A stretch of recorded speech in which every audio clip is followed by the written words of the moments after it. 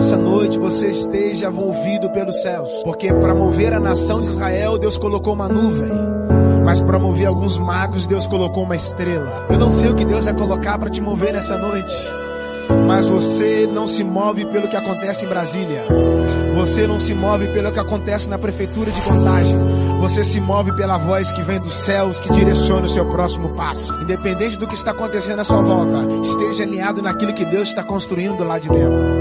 Há uma construção nessa noite, há uma construção na sua casa, há uma construção na sua vida. E eu vim aqui dizer para você nessa noite que as janelas da esperança do reino estão abertas sobre você. A Bíblia que diz: pede-me, eu te darei as nações. Deus não tem medo de doenças. Por quê? Porque Jesus não é o remédio, Jesus é a cura. Jesus é a cura. Então aonde há cura, não precisa ter medo da doença, porque maior é o que está conosco do que o que está no mundo.